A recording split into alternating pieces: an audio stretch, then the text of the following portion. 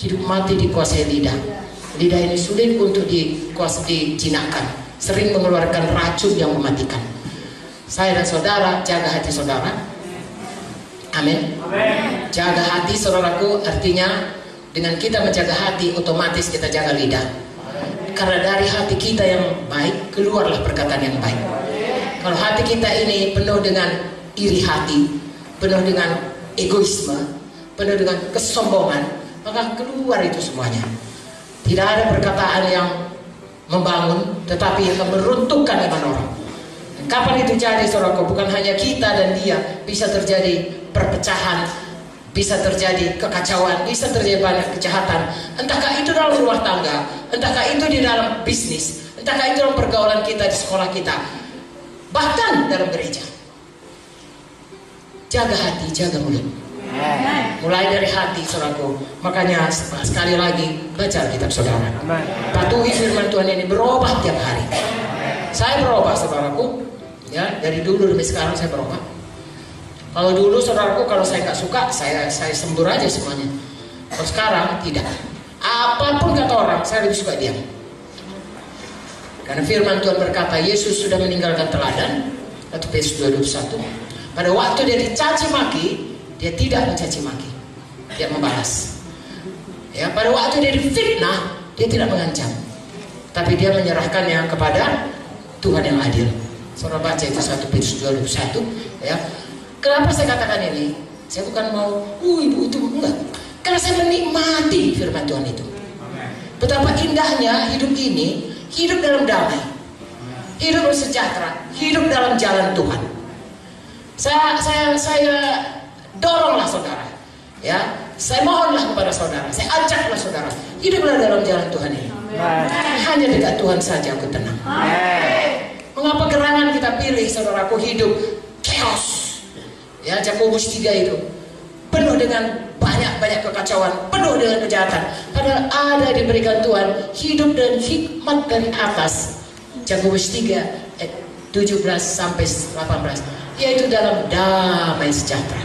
Mengapa? Karena Yesus itu Raja Damai. Ya, saya sangat bersyukur saudaraku, sebelum saya selamat, apakah yang menarik hati saya datang menjadi orang Kristen? Saya punya banyak kesempatan menjadi agama lain saudaraku. Ya, segala macam agama. Karena kawan saya banyak saudaraku, dari agama apapun ada, dari tidak beragama pun ada. Free thinker yang merasa dirinya pikirannya yang ini banyak saudaraku. Aku nggak mau itu, dia katakan aku, yang penting aku apa yang aku mengerti yang aku mau ikut. Agama-agama itu gak betul itu. Itu pun ada kawan saya saudaraku. Tapi pada waktu saya baca Alkitab, satu perkara yang saya lihat, Yesus itu damai dan mengasihi.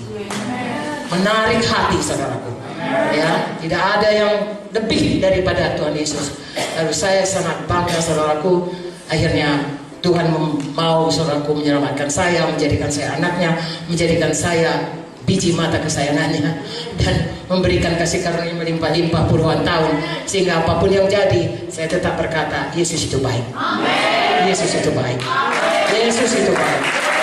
Haleluya. Jadi khusus untuk hari ini, di mana kita sudah melaksanakan KKR, saudara dan saya, semua kita, terutama saudara yang berhubungan langsung dengan jiwa-jiwa, itu sudah menjadi seperti tadi anak. Tetapi firman Tuhan Perintah Agung, ya, mengatakan tidak cukup anak itu hanya lahir. Kalau saya orang tua, lahir anak dibiarin, saudara pasti marah kepada saya. Seorang tua yang membiarkan anaknya tidak diasuh, tidak dirawat, tidak dididik, saudara akan berkata itu orang tua patut dimarahin atau masuk rumah sakit jiwa. Tetapi sering sekali dalam kita menginjil, sudah selesai penginjilan, lalu kita rasa itu sesuatu yang sudah selesai. Tidak. Tuhan berkata, beritakan Injil, jadikan semua bangsa muridku. Saudara dan saya harus memberikannya. Untuk itu ada gedung gereja. Untuk itu ada gereja. Yaitu untuk menghimpunkan eklesia, orang-orang yang menyerahkan dirinya untuk mau jadi murid. Tentunya saudaraku, tidak semua mereka sukarela. Ada musuh yang mau menarik mereka kembali. Itu sebabnya kita kunjungi mereka. Kami selalu mengatakan kunjungan yang paling berhasil adalah kunjungan 24 jam pertama. Begitu KKR, begitu saudara kebaktian minggu, kunjungilah dalam 24. Ini teori yang baik. Adalah baik kalau kita ikuti.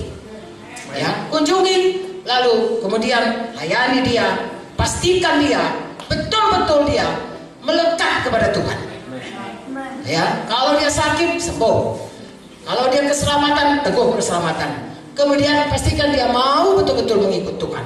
Itu bahagian kita seperti bayi. Kalau bayi lahir, saudaraku, saya kan dokter anak. Ya, 24 jam pertama itu ada masa kematian yang paling berat. Ya, kami memasukkannya ke dalam inkubator.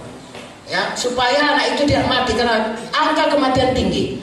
Kemudian 1 minggu pertama ada istilahnya kematian minggu pertama. Itu juga. Kemudian kematian 1 bulan. Kemudian kematian setahun. Lalu yang berikutnya tidak begitu banyak lagi.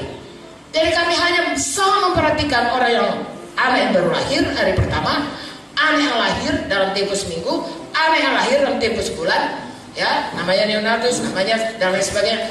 Anak yang dari setahun, dan kemudian saudara tahu batita, balita. Bawah 3 tahun, bawah 5 tahun. Karena ada bedanya, beda. Saudaraku, kalau saudara ada di gereja manapun di seluruh dunia ini, saudara harus mengerti bagaimana memuridkan mereka.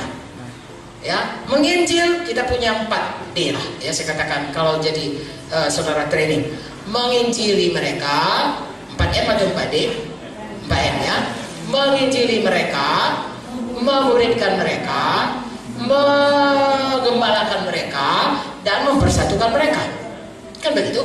Jadi begitu dia selamat, dia siap diinjili, saudara harus muridkan dia. Sesudah muridkan, ada persoalan yang saudara harus gembalakan dia. Sesudah itu tidak cukup dia sudah berhasil nih, sudah sembuh, saudara harus persatukan dia dalam tubuh Kristus. Ada bahagiannya, kayak gedung ini saudaraku, ada dia jadi pintu, ada jadi jendela, ada jadi batu, ada jadi atap.